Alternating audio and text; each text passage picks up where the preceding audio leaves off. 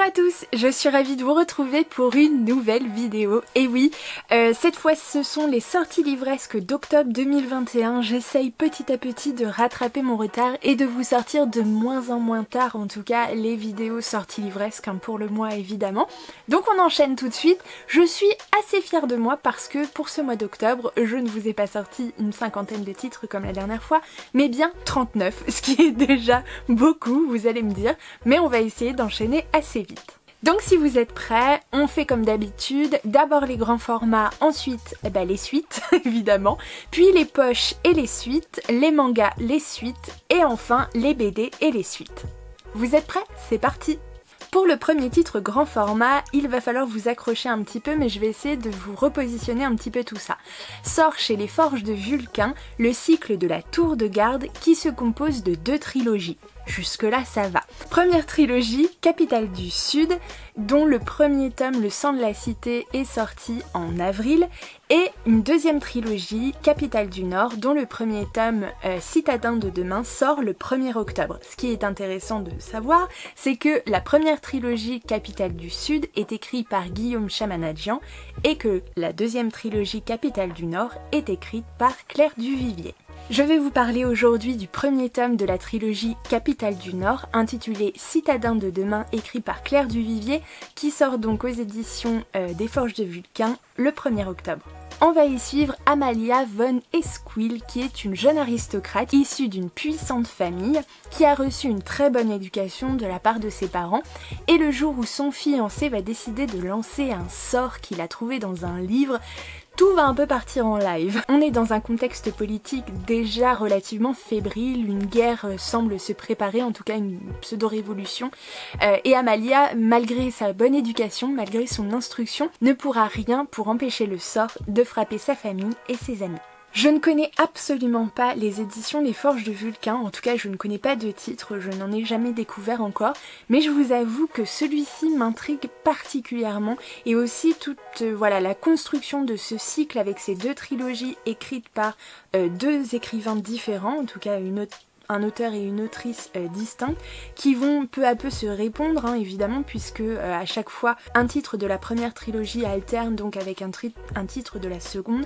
Je trouve ça extrêmement intéressant comme procédé, donc voilà, pourquoi pas, sachant que le premier tome de la première trilogie est sorti, qu'on va pouvoir découvrir le premier tome de la seconde. Voilà, ça peut paraître un peu compliqué dit comme ça, j'avoue que j'espère avoir été à peu près claire, mais c'est pas sûr. Donc voilà, en tout cas, il m'intrigue énormément. Toujours le 1er octobre sort Les rêves qui nous restent de Boris Kersia aux éditions Asphalt.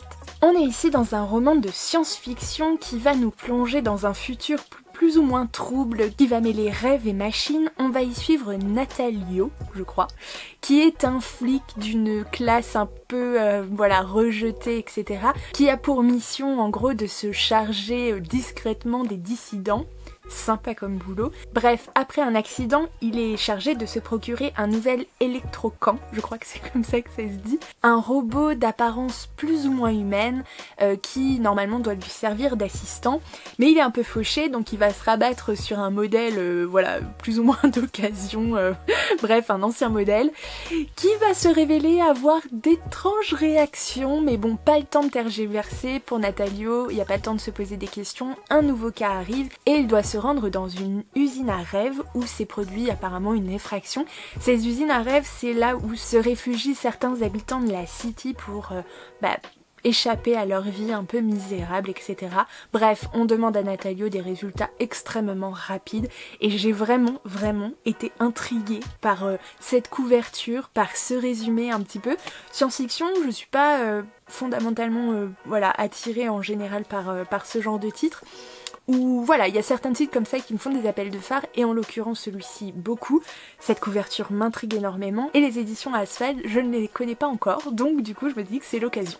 On continue avec une nouvelle sortie le 1er octobre, et cette fois il s'agit d'Ella et les 4 royaumes de Marilyn Bro aux éditions Fleurus. On va y suivre une jeune fille âgée de 18 ans, Ella, qui est issue du royaume des corbeaux et qui est promise au prince Ereb, issu du royaume terrible des dragons. Vous vous en doutez, la jeune fille n'est pas tout à fait emballée par ce mariage arrangé, d'autant plus que la famille dans laquelle elle va se retrouver, en tout cas sa belle famille, est absolument horrible, comme elle l'avait imaginé, excepté le fait que le prince Erem ne semble pas tout à fait être comme le reste de ses parents, et elle arrive même a priori à s'en faire un allié, donc l'un dans l'autre, bon, ça aurait pu être pire, sauf qu'Ella va découvrir que les dragons sont en passe de se procurer une arme effroyable qu'ils comptent utiliser contre le peuple des abeilles, et cela Ella ne peut pas laisser passer, elle décide de s'enfuir, commence alors un voyage, une quête à travers les différents royaumes pour tenter de sauver ce peuple des abeilles, bref entre amitié, quête, voyage, rencontre, etc. Ella devra faire preuve de courage, mais voilà, c'est un titre qui appelle, franchement, on est sur une quête un petit peu de la jeunesse et du coup c'est assez sympathique, en tout cas ça me donne très envie et ça me donne d'autant plus envie sachant que l'autrice est quand même Tiboudou Boudou. Je ne sais pas si vous l'avez vu, cette youtubeuse en l'occurrence qui parlait de livres mais pas que, donc il y a un compte, hein, vous pouvez aller la voir, c'est quelqu'un avec beaucoup d'humour déjà, avec un franc-parler et je suis vraiment très curieuse de savoir ce qu'elle a pu faire de cette histoire. Du coup si vous voulez vous laisser tenter, n'hésitez pas. On enchaîne avec la sortie le 5 octobre du premier tome des Gardiens de Sandra Moyon aux éditions Plume Blanche. Alors je ne pourrais pas vous dire grand chose de ce titre, je suppose très fortement qu'on est sur de la fantasy. On va suivre deux personnages, je ne sais plus leur nom, Ina et Maël, qui sont somme toute des gardiens en charge de protéger le monde des Ténébris, qui sont des forces maléfiques. Alors celles-ci ont été un peu amoindries en tout cas par la disparition de leur maître les enchanteurs, mais la couverture nous dit que le mal ne disparaît véritablement jamais. Voilà, c'est tout ce que la quatrième de couverture dit. Honnêtement, j'ai cherché, je ne pourrais pas vous en dire plus. En tout cas, les éditions Plume Blanche, tout ce que j'en ai lu, ça a été plutôt sympathique, voire très sympathique, voire des petits coups de cœur. Donc je leur ferai assez confiance. On continue le 6 octobre avec l'ouverture, ça y est, des romances de Noël et donc la sortie de Rendez-vous au chalet des cœurs oubliés d'Emily Blaine aux éditions Harlequin. On va suivre un célèbre guitariste de rock et une propriétaire de chocolaterie qui n'ont absolument rien à voir l'un avec l'autre. L'une est absolument fan, voire obsessionnelle de Noël, l'autre l'a en horreur et leur rencontre va être assez explosive. Je vous assure que la quatrième de couverture, en tout cas le résumé, a l'air assez drôle. Je pense que dans cette comédie il y a moyen de bien rigoler, donc je me dis pourquoi pas. On continue toujours le 6 octobre avec la sortie de Noël surprise dans les Highlands de Sarah Morgan aux éditions toujours Harlequin. On se retrouve dans un manoir isolé dans les Highlands, donc avec Gail qui a invité voilà, de façon assez désespérée ses deux filles à passer Noël avec elle en Écosse. C'est en effet une tentative assez désespérée pour ressouder sa famille, pour recréer des liens avec ses deux filles, mais Gail se sent légèrement perdue. Elle a entre autres un petit secret sur un amour de jeunesse qu'elle n'arrive pas à oublier et dont elle n'a jamais parlé à ses enfants. Et là, l'une de ses filles est quant à elle un petit peu surprise de cette invitation, hein. On sent la relation un peu délicate avec la maman qui semblait voilà, une businesswoman très occupée, une voilà, sans cœur, etc. Enfin bon, bref, c'est comme ça que la voit sa fille. Et elle est assez surprise de cette invitation.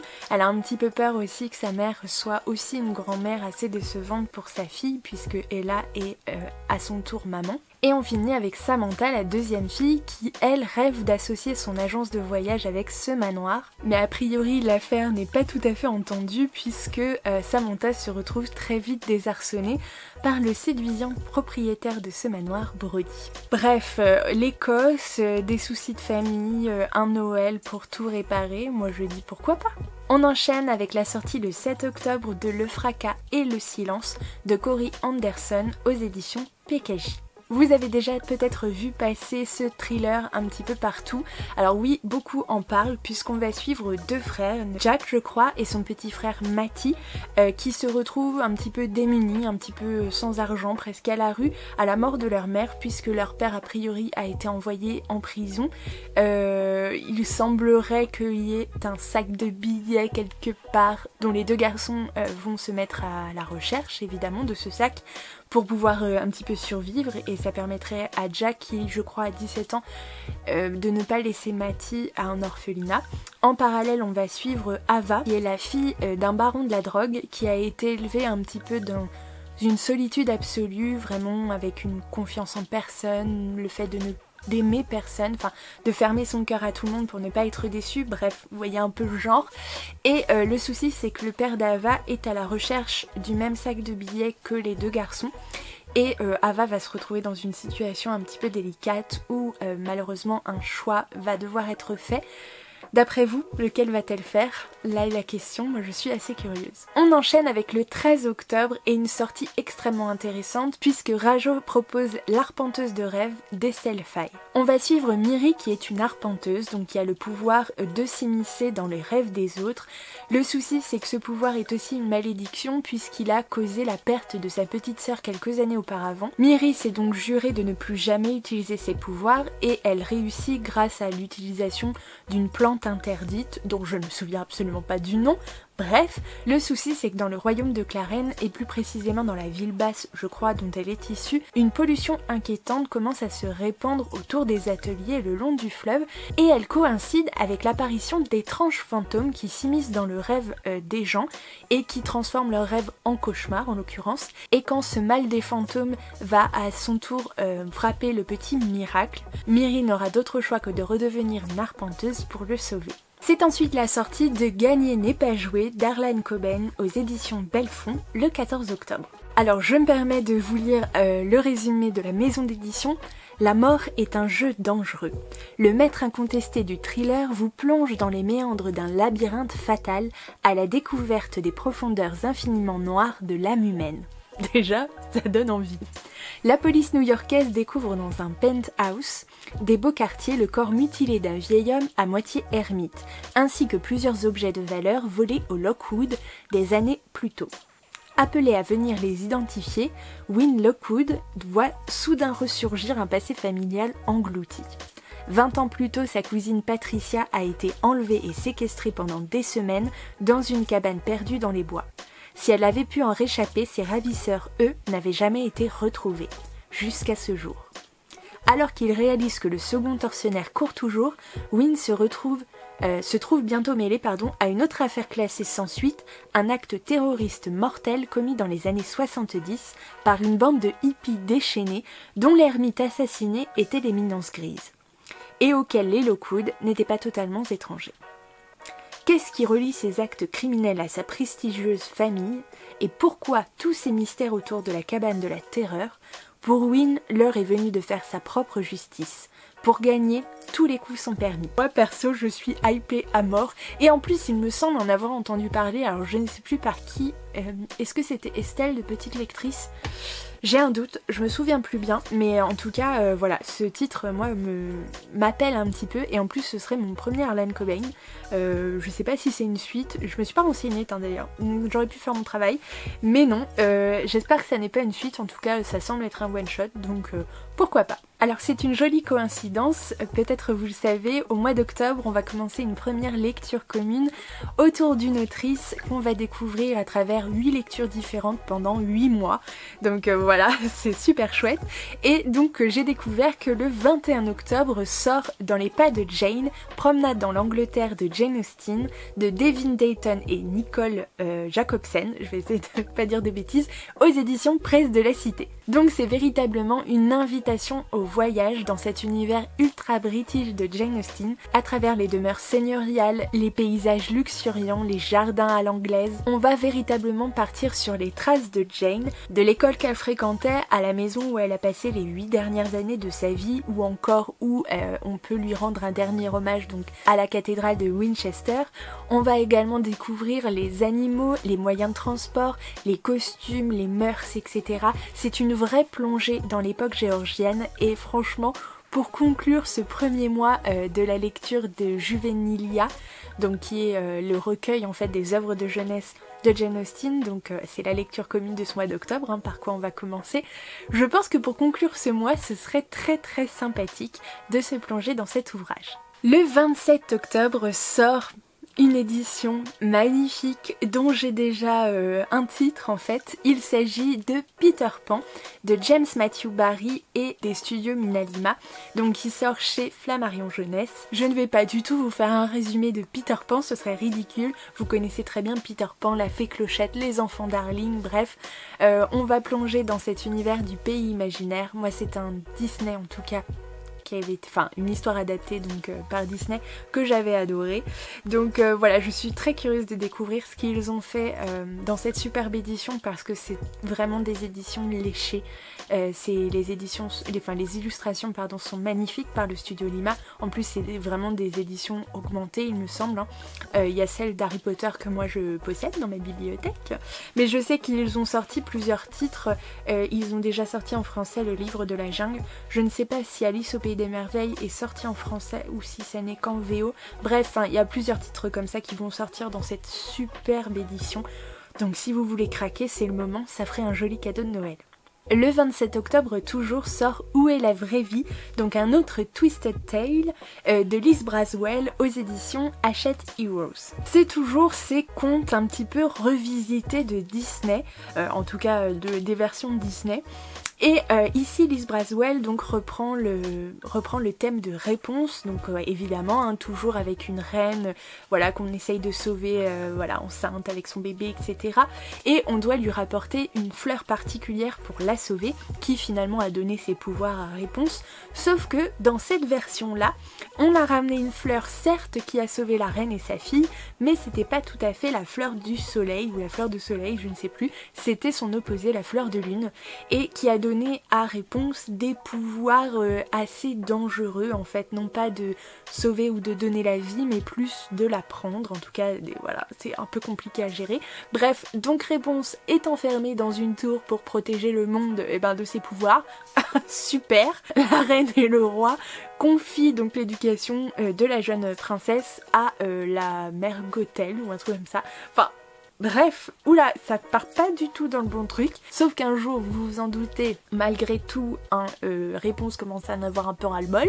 Donc elle décide de s'enfuir et elle va tomber sur une hors-la-loi qui s'appelle Gina et une fripouille du nom de Flynn Rider. Je n'ai pas encore découvert les titres Twisted Tale, mais je vous avoue que je suis assez intriguée en tout cas. Il me semble que un autre était sorti il y a pas longtemps, dont j'ai dû vous parler aussi sur Megara ou Hercule, enfin c'était du monde d'Hercule, mais je pense que c'était avec Megara, et j'avais trouvé ça assez intriguant, etc. Je sais pas si vous les avez lus, n'hésitez pas à me dire ça en commentaire, mais je me laisserai bien tenter.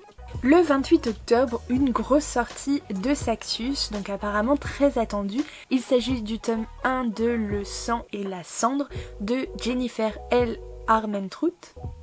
Il me semble que c'est ça. Je vous avoue que ce titre je l'ai mis parce que c'est une sortie de Saxus et que je sais qu'on est pas mal de fans des sorties de Saxus, mais celle-ci en l'occurrence je suis pas encore sûre de craquer.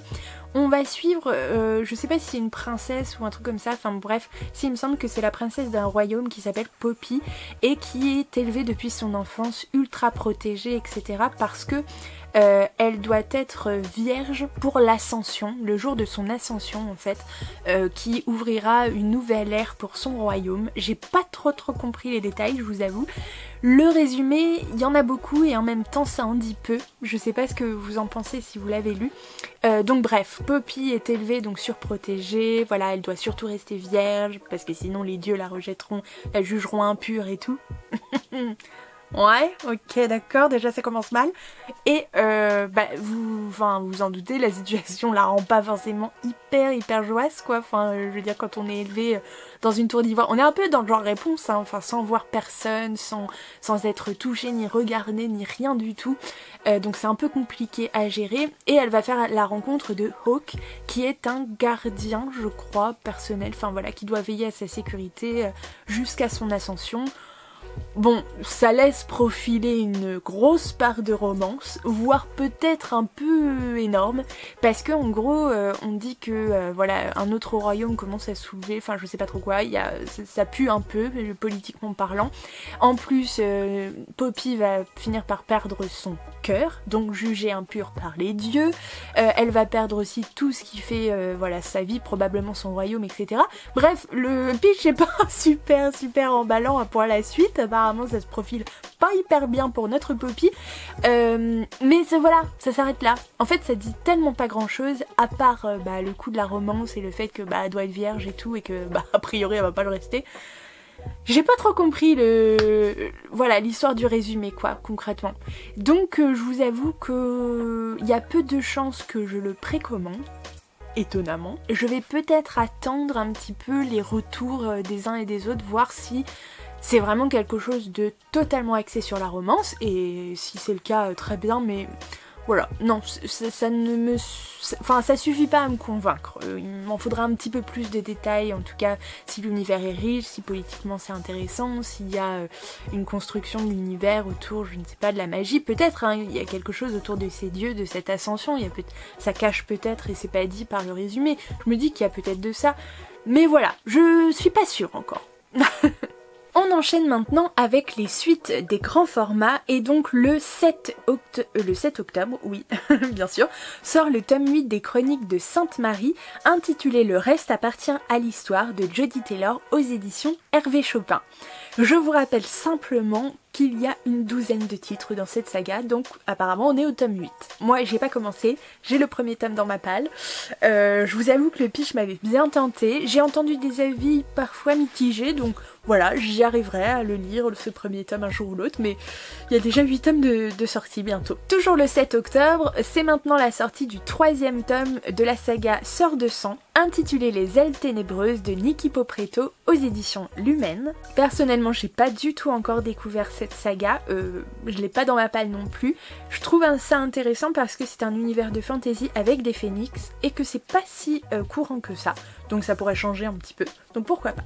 Le 14 octobre, c'est une grosse sortie de Saxus, et cette fois, je peux vous le dire que ça ira dans ma palle, c'est sûr et certain. Il s'agit du tome 3 de The Bonne Season, intitulé Le chant se lève de Samantha Shannon. Personnellement, j'ai découvert le premier tome que j'ai beaucoup aimé. Le deuxième tome est dans ma palle, mais je le garde un petit peu au chaud, sachant qu'en plus je vais à Épinal et que Samantha Shannon a été annoncée en tant que autrice invitée. C'est voilà, je pense que je vais me les faire dédicacer, et il y a de grandes chances que j'achète le tome 3 là-bas. Et pour finir, le 20 octobre sort le tome 2 de La passeuse de mots, intitulé L'œil de vérité d'Alric et Jennifer Twice aux éditions Hachette. La couverture de ce tome est toujours aussi magnifique, hein. Je ne sais pas s'il sera aussi gros que le tome 1, parce que oui, j'ai le tome 1 dans ma palle, je vous avoue je l'ai pas encore découvert, mais il me tarde, franchement. On est dans une fantaisie autour des mots, et vous savez que voilà quoi, concrètement on va pas se le cacher.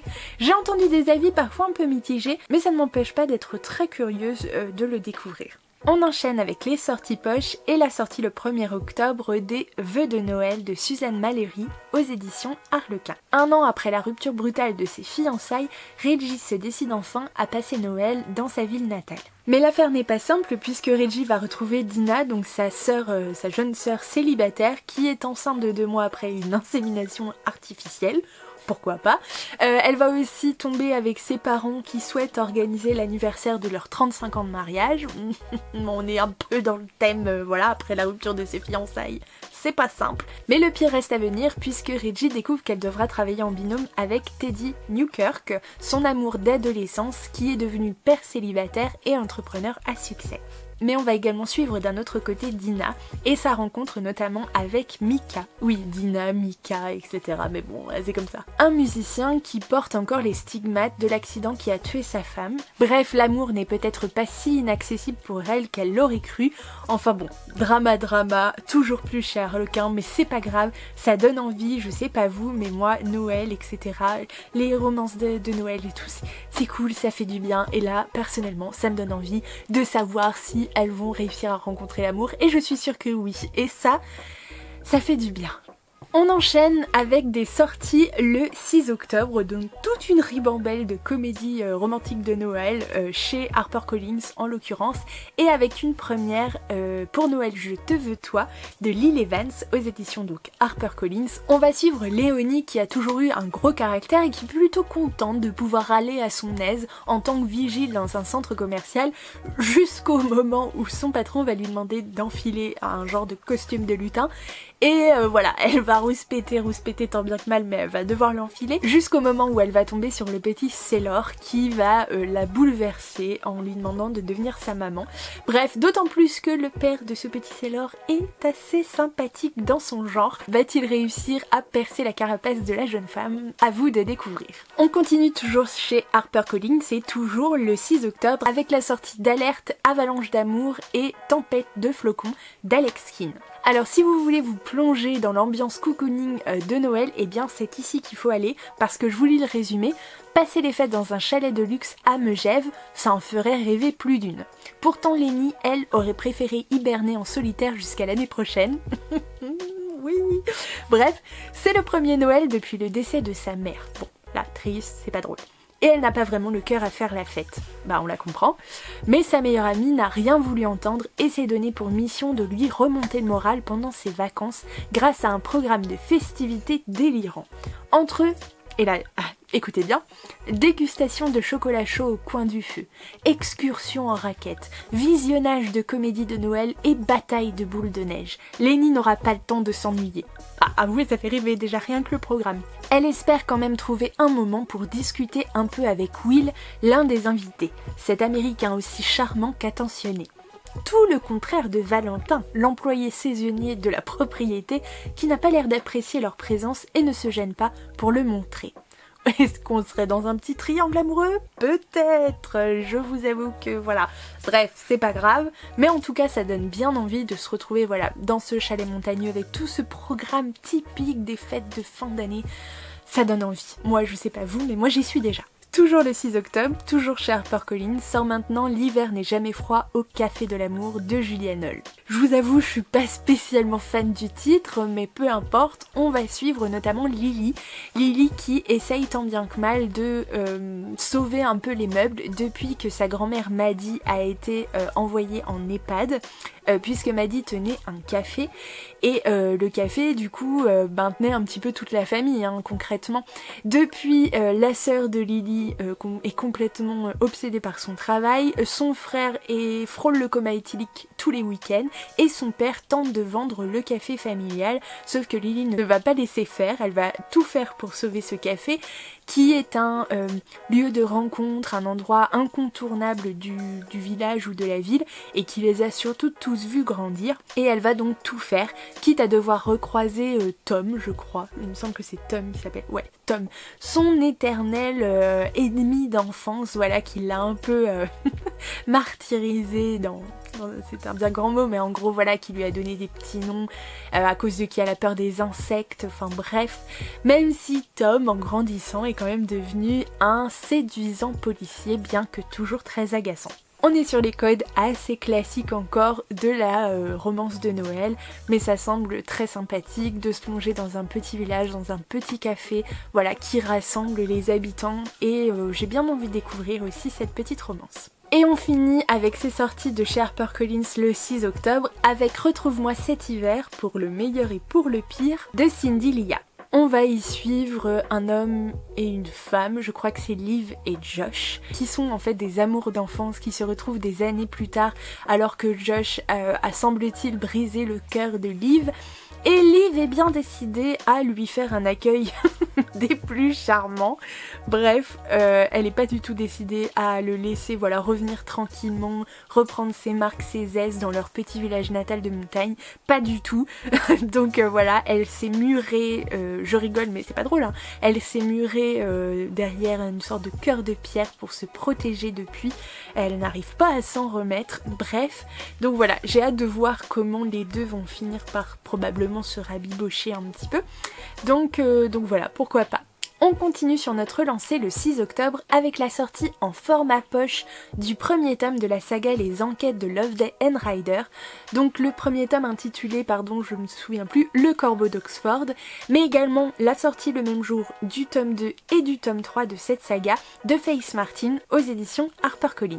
On va suivre ce duo détonnant dans l'Oxford des années 1960. On va y suivre la jeune inspectrice Trudy Loveday et son duo donc avec le coroner, je crois plus ou moins presque à la retraite il me semble, le docteur Clément Ryder. Ça fait partie des petits cozy mystery très à la mode en ce moment et je vous avoue que j'étais assez curieuse de découvrir cette nouvelle saga, mais je me suis dit oh là là là là, on se calme, il y en a déjà plein en cours. Donc concentration, mais si maintenant ils sortent en poche, il est fort possible que je me laisse quand même tenter. On enchaîne avec la sortie, toujours le 7 octobre, et je me marre parce que ça fait 15 fois que je recommence cette tirade et que j'arrive pas à le passer. Donc la sortie d'Alabama 1963 de Ludovic Manchette et Christian Niemek aux éditions Pocket. Donc cette petite enquête dans un contexte de ségrégation a eu très bonne presse. Donc voilà, personnellement je l'ai offert à ma maman qui l'a en grand format du coup, donc j'espère lui piquer un de ces jours. Et sort toujours le 7 octobre, toujours aux éditions Pocket, La mer sans étoiles d'Erin Morgenstern. Alors on a beaucoup parlé de ce livre, il y a vraiment deux écoles, certains l'ont adoré, d'autres l'ont pas du tout apprécié, voire abandonné, j'ai vu pas mal d'abandons aussi, parce que il semble nécessiter quand même un petit peu de concentration, en tout cas pour se plonger véritablement et pour appréhender l'univers, parce qu'il y a un petit peu d'onirisme, il y a un petit peu de fantastique, enfin bon, bref, je vous laisse découvrir. En tout cas moi je suis très intriguée par ce titre, je me dis que je finirai forcément par le découvrir. Toujours le 7 octobre, une sortie jeunesse, donc la sortie des Entremondes, le tome 1, intitulé L'Hôtel Invisible de Sean Isley aux éditions PKJ. Peut-être reconnaîtrez-vous cette couverture sur ma chaîne parce qu'en effet je possède ce premier tome de saga en version grand format dans ma palle que je n'ai toujours pas découvert, mais ça ne saurait tarder, j'ai vraiment hâte. On enchaîne avec les suites de poche et notamment le 7 octobre, la sortie du 4e tome de la saga La Passe Miroir de Christelle Dabos aux éditions Gallimard Jeunesse dans la collection Pôle Fiction. Vous n'êtes pas sans savoir que la saga La Passe Miroir, ça a été un de mes gros coups de cœur. Honnêtement, j'ai tout adoré. Et moi qui ne suis pas spécialement fan des fins ouvertes, sans vous dévoiler quoi que ce soit, j'ai trouvé, et j'en parle parce que apparemment, alors j'ai un peu loupé l'info, mais apparemment, cette fin du 4e tome a fait gros débat et parfois assez virulent le débat. Certains lecteurs n'ont pas du tout aimé cette fin et l'ont carrément reproché à l'autrice, c'est ce qui est absolument quand même incroyable. Je veux dire, vous pouvez ne pas apprécier, mais enfin de là à reprocher à l'autrice d'avoir écrit son livre de telle manière, c'est quand même très particulier. Sachant que pour le coup, autant... comment dire, c'est une fin, j'ai trouvé, et c'est très... Enfin, franchement, on m'aurait dit que j'aurais dit ça pour un autre livre, pour ce genre de fin là, j'aurais pas vraiment cru. Et pour le coup, pour avoir lu ces 4 tomes à très peu d'intervalles les uns des autres, j'ai trouvé que cette fin était absolument parfaite. C'était exactement la fin qu'il fallait à cette saga. Je ne peux pas en dire plus, mais je l'ai trouvée vraiment très intelligente.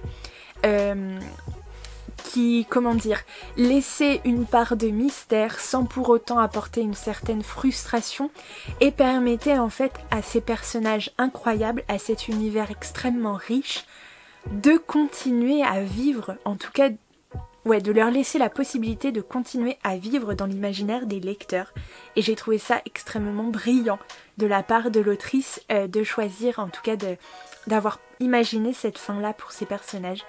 Et vraiment, voilà, je n'aurais rien d'autre à dire, chacun a le droit d'avoir son avis, mais pensez toujours à le donner de façon bienveillante. Enfin bref, parenthèse fermée. Et pour finir, le 20 octobre sort chez J'ai lu les tomes 7 et 8 de la saga Virgin River de Robin Carr. Je sais que certaines d'entre vous m'attendent un petit peu patiemment, je vous remercie, il me semble, du coup, puisque on a lu en lecture commune les tomes 1 et 2 et que c'était trop bien. il me semble que c'était l'année dernière d'ailleurs.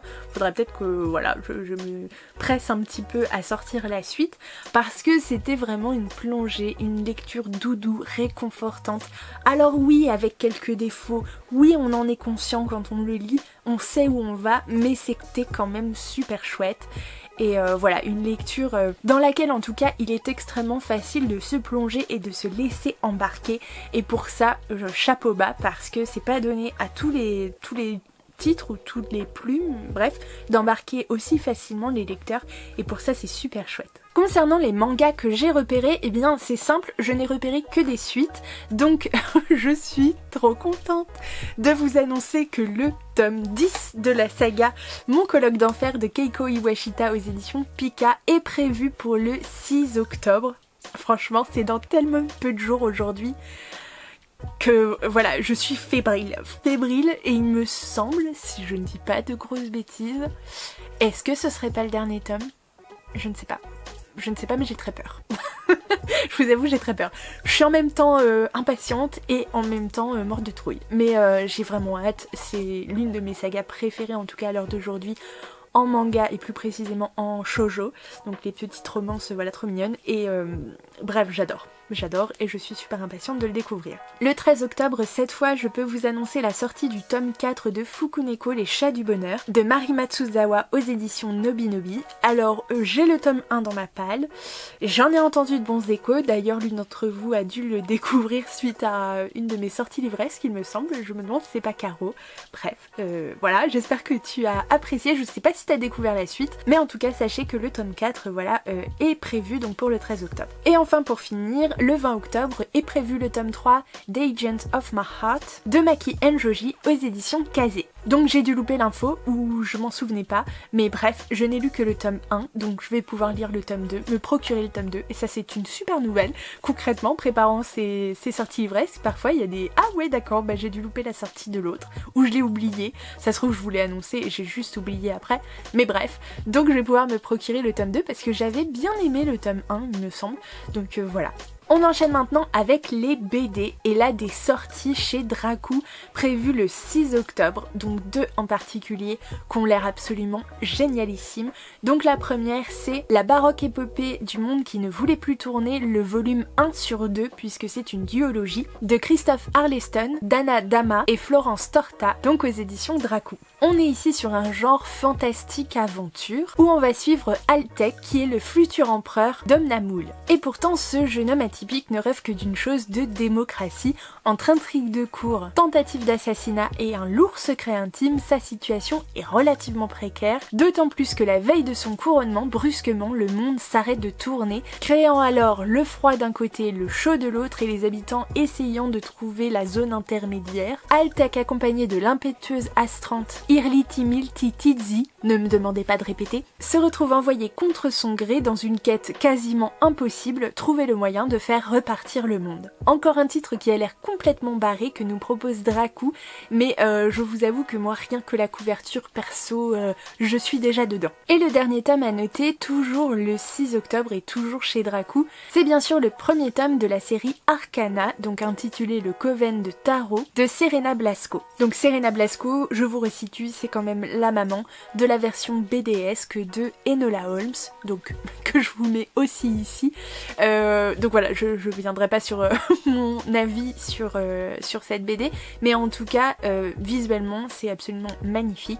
On est ici sur une série qui se déroulera en 4 volumes dans le genre fantastique, ésotérisme et jeunesse. On va suivre deux personnages féminins, Fauna qui vit sur l'île de Bâton et Flora qui vit sur l'île d'Épée. Elles ont 15 ans toutes les deux et sont apparemment relativement différentes au niveau caractère. Elles vont se retrouver sur la même île et vont réaliser leur degré de parenté, enfin en tout cas leur lien de parenté, pardon. Et alors qu'elles sont en apprentissage pour intégrer les brigades des arcanes majeures au Coven du Tarot, tout va se compliquer quand elles se rendent compte que d'inquiétantes créatures semblent les traquer et qu'une terrible prophétie plane au-dessus de leur tête. découverte. L'intrigue autour du tarot est très originale et pour avoir feuilleté les quelques premières pages sur le site de Dracu, je peux vous assurer qu'on retrouve la patte graphique de l'autrice et de l'illustratrice bien sûr, donc c'est un vrai plaisir de pouvoir découvrir ce premier tome. On va finir avec quelques titres BDesques, donc des suites de séries, et donc le 13 octobre on va pouvoir découvrir le tome 4 de la saga Sorceline, intitulé Rêve et Cauchemar, de Sylvia Douillet et Paola Antista aux éditions Glénat dans la collection Vent d'Ouest. On enchaîne avec deux sorties un petit peu particulières le 20 octobre. Il s'agit de Nick et Charlie, une novella dans l'univers d'Heartstopper, d'Alice Oseman aux éditions Hachette, et également de Cet hiver,